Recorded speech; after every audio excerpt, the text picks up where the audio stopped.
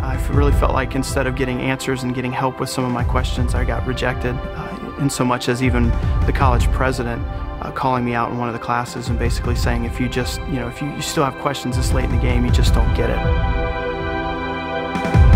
I grew up in a church for 20 years, and when I went to college, I made a few mistakes and got pregnant out of wedlock. I knew there would be trouble, I knew there would be gossip, but I never expected a phone call from the pastor asking me to resign my membership. Well, for the first time in my life, I was really coming back to God. I was trying to really reconnect with Him, and my life was a mess. I was going through divorce, I was in debt, I didn't have any friends, and so I actually wrote a letter to a friend of mine that I knew from high school. I knew that she was a pretty strong Christian, and I thought maybe we could start up a friendship. So I sent her a letter, and a couple weeks later, I got a package back in the mail, and I opened it up, and there was no letter. It was just a pamphlet on why divorce is a sin. Well, I struggled with same-sex attraction all my life, and being a Christian and brought up in a Christian home, Christian school, I had difficulties dealing with it, and went to my pastor because I knew there was some kind of issue with me, that I had some problems, and instead of receiving spiritual guidance, I received, hatred. And I was condemned, and I was asked to leave the church. There came a point in my marriage where things got really rocky. I made a decision to trust the people at the church and start telling them about what was happening. And I expected them to try and understand. I expected them to help, to accept us, broken like we were, but instead they judged us, they judged me, they blamed me.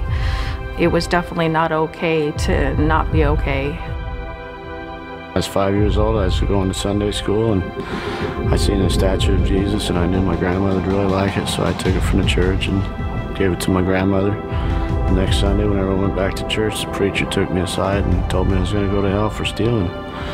And it really scared me, and that really turned me off, and I asked my mom if I had to go to church anymore, and she said not if I didn't want to, so I stayed away from church for 31 years.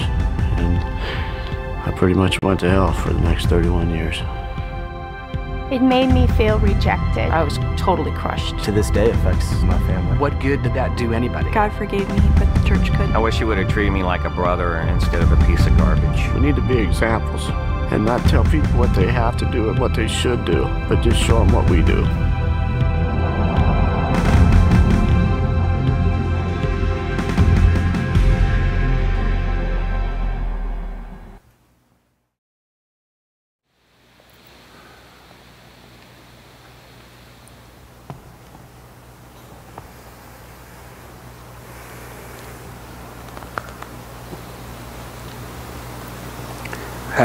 I haven't looked at that for a week, so kind of got to me.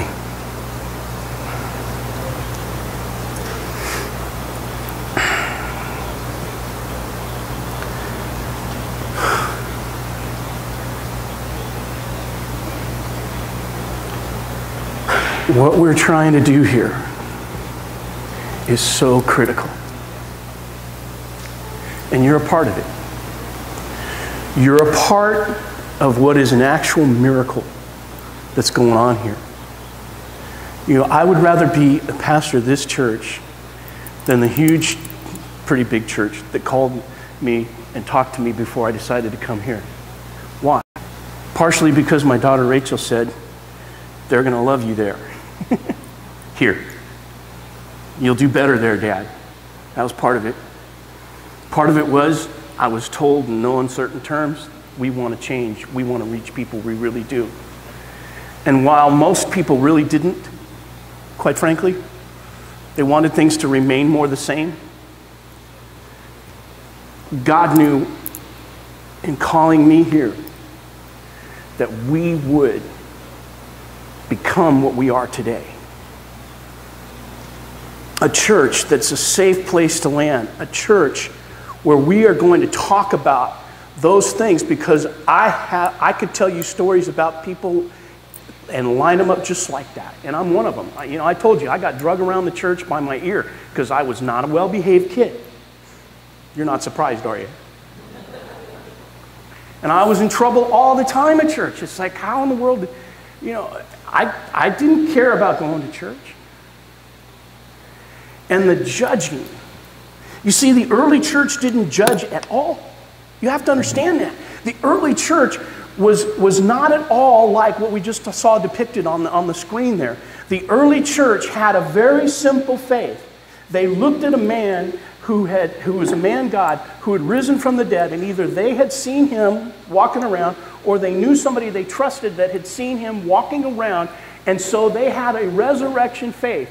And they had a new commandment. This is what Jesus said. One of the last things he said before he died, he said this: love one another as I love you. In other words, you selfishly love one another just like I have loved you. And then he came up with some new attitudes. They're really attitudes more than commands, but we're calling them the end commandments.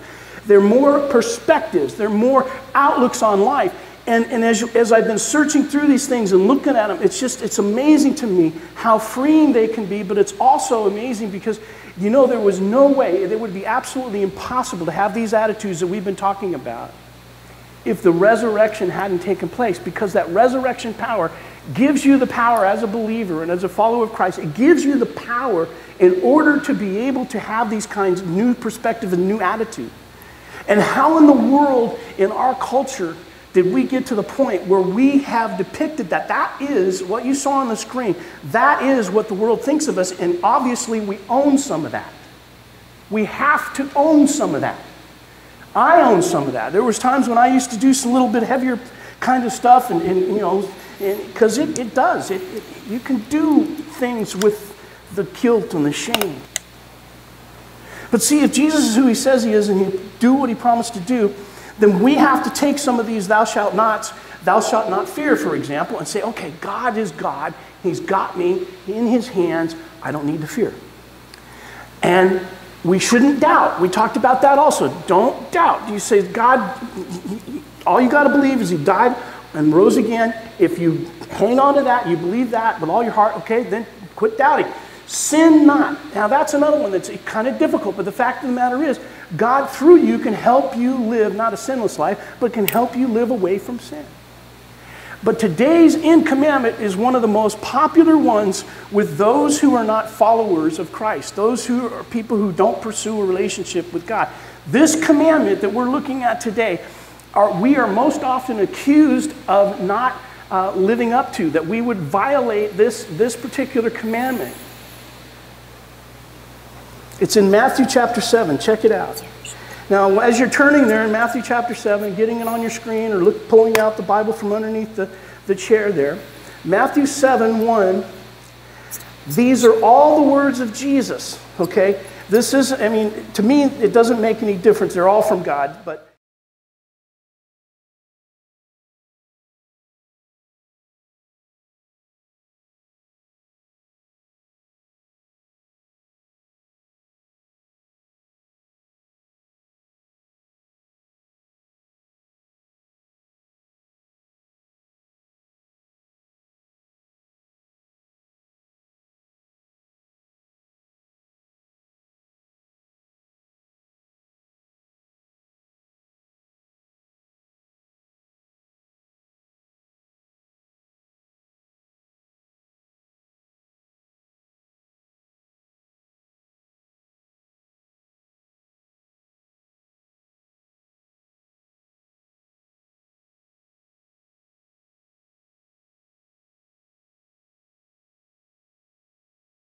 Got a bill of health, let him in. No problem. I don't want judgment on me. So why is it, if we have a thou shalt not judge, why do religious people tend to be judgmental? Why do religious people get into a little bubble, which is this is what they do, and they talk Christianese, Christianese, Christianese. Praise the Lord. Hallelujah. Christianese, Christianese. Let's go fellowship. Christianese. And they stay in this little bubble. And they look out of their little bubble and they say, well, look at you. Did your mama tell you to wear that this morning? Religious people often are judgmental. Guess what? That's why I say I'm not a religious person. It's one of the reasons. I'm not a religious person. Don't call me a religious person or a religious leader. Don't like that. And some Christians even are judgmental, but they're not the only people that are judgmental. You know, ancient Jews are judgmental. Islamist extremists are judgmental. Boy, if you don't strap a bomb on you, you're not really with us. You know, they're judgmental. Conservatives, fundamentalists, all these different religions, quote unquote, they judge other people and how they conduct themselves. And they judge why. Now, when I was growing up, here's one of the reasons that people would judge. Watch this. You're going to wonder if this is true, but if you think about it, if you grew up in a church at all, if you're around a church, watching them,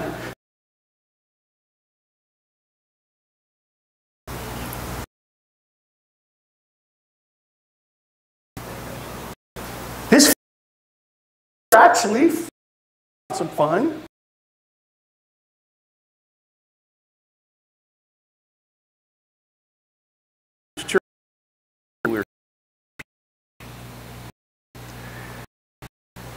And I was driving home, and on my way home, there was the Ferrari, the red Ferrari that's in my neighborhood. I have a blue one and a red one, and maybe more, I don't know. But anyway, I was driving by, and the red one had the garage door open, and they were out front. So I stopped, and I said, "What year is your Ferrari?"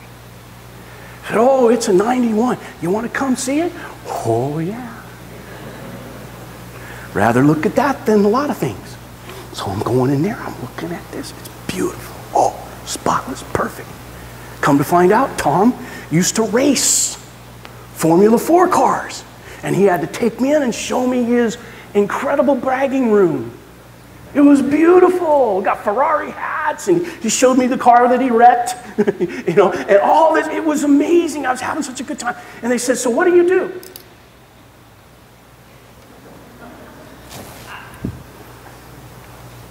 I said, because most of the time they find out eventually anyway. In my neighborhood, almost everybody already knows.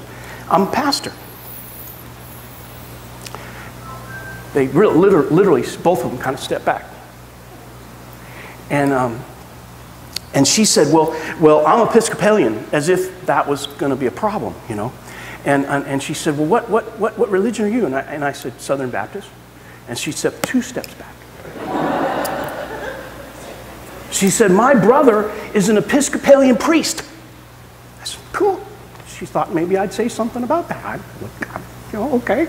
I'm not going to confront something the first time I talk to you. I wouldn't confront anyway, but okay.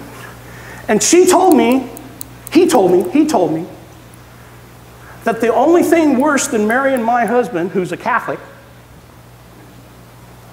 was if I'd marry a Baptist. And I said, yeah, that's why we try not to tell people. Because people get a wrong idea about Southern Baptists. Why? We have to own that. Why do we have to own it? We got a reputation. You don't smoke, and you don't chew, and you don't go with the girls that do. Right? You ever hear that? And boy, dancing. Oh my goodness, you might rub up against somebody. Right? Now, there's reasons for that. I can't go into it. There's reasons that they were against these things. But see, our view was, growing up as a Southern Baptist, was if you did these things, if you did certain things, you smoke, you drink, you do these certain things, then you are actually lesser than we are. That was it. That was the impression. That was what we gave. And we even gave the impression that we disliked sinners.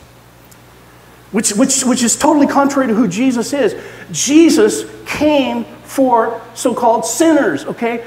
He never disliked them, he loved them. He wanted to hang around with people who were not doing what they were supposed to do. And see, what we did, we came across, especially in Southern Baptist circles, I will just own this, we came across that we had something more than they did. And then we fueled and it was also fueled by the fear that somebody might get away with something. That's why there was no grace. That's why it was just boom, hammered down. We're going to convince you that if you do this, then you're going to die and go to hell. If you steal a little baby, or you steal a little statue of Mary and take it to grandma, you're going to go to hell. I mean, that's just terrible stuff. And we have this kind of mentality in the churches, and this heavy, judgmental stuff. And see, the Pharisees were like that. Self-righteous. Self-righteous. And rarely are self-righteous people self-aware. Have you noticed that? What I've seen about people who are self-righteous, who think they're better than somebody else, they have no clue really who they are. They aren't aware of how bad they are. They aren't aware of how bad they come across. They aren't aware of their attitudes and their actions and their kind of nasty looking face and the way that they carry themselves. They don't get it because they assume that there's some kind of a hierarchy or some kind of a sophistication. And if you don't do these certain things, then and go by these rules, then you are below me. And I'll tell you what, it's just arrogance. That's all it is. It's arrogance. It's arrogant to think that someone else is lesser than you, when Jesus continually tells us we are equal. And he came to die for all of us. So Jesus actually says it here, do not judge or you will be judged. And then he wants to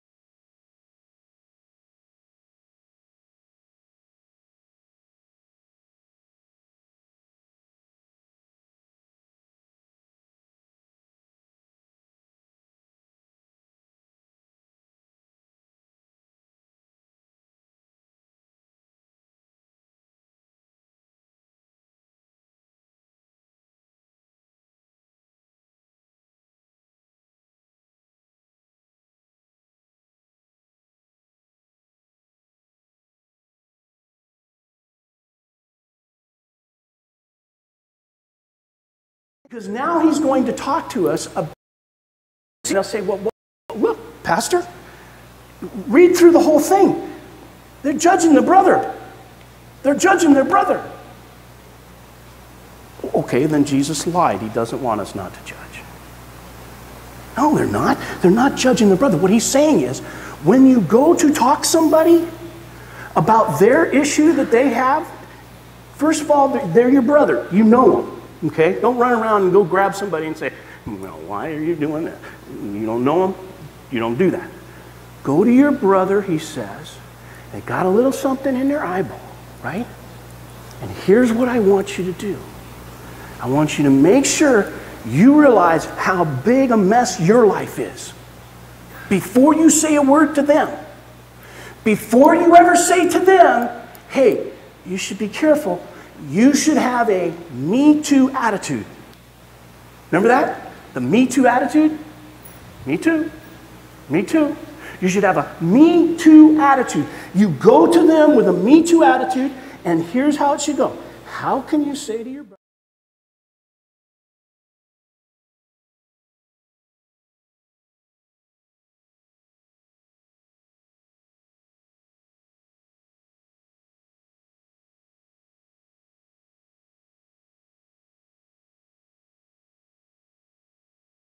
posing the possibility of what the plank is judgmentalism.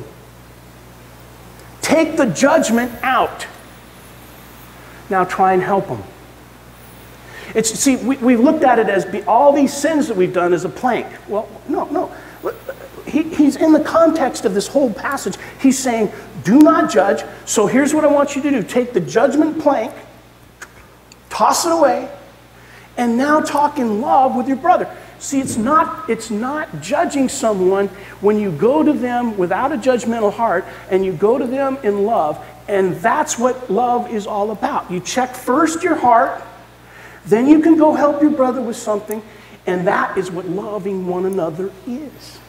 Because, see, love forbids me to size you up and to write you off. But love also forbids me to size up a situation and then not love you through that situation. And this has been one of the things that, as pastor, has always bothered me. I'll have people come up to me, in Colorado in particular, one time, I had one of the leaders in the church come up and said, do you know so-and-so is living together?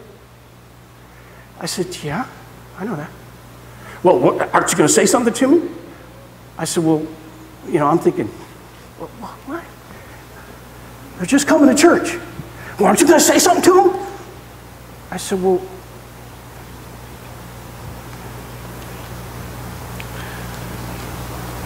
we've already had a conversation. He was surprised. But I said, why do you think I need to say something? Oh, well, Pastor, you need to let them know they're sinning. Well, last I checked, when somebody's doing something they shouldn't do, they kind of know. They already know. Right? They already know it. It's okay. They already know. He said, what was the conversation? I said, they came up to me and they said, Pastor, we're living together. We know we're living in sin. We just want you to know it's probably not going to change. But we love coming and hearing your message. We love being here. Is it okay if we keep coming? I said, absolutely. Why wouldn't you keep coming? Why not? You see, I'm not to judge them. They've already judged themselves. And I don't know about you, but I've never met anybody that was into something that they know they shouldn't be doing that hadn't already judged themselves.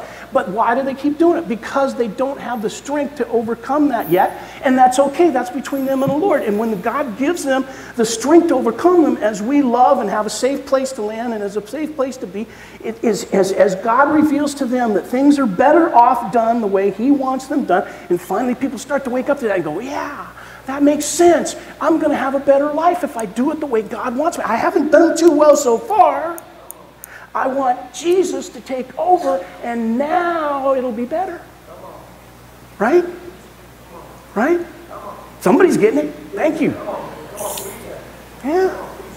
Because then you now have a relationship where you're capable of dealing with whatever it is that you're dealing with. And my plank most likely is judgmentalism, so now I can get to the heart of it and I can love them through it.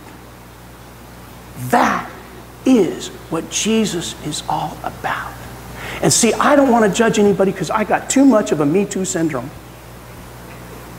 I do. Not perfect. I'm probably most of you. Lynn, don't you deny that. I said most. I didn't say you. But me. And if I'm honest and you're honest, you have done everything. I don't care what it is. You have done everything that you think is bad, at least in your mind, at some point or another, in some way, form, or another. That's why Jesus said what He did. To think is the same as doing in these two areas. Wow. So what's the takeaway? When you look at somebody that's hurting, you look at somebody that's trapped in something, you know they'd be better off if they got away from that. You look at that and you size them up and you write them off, it's probably because you haven't broken over your own sin.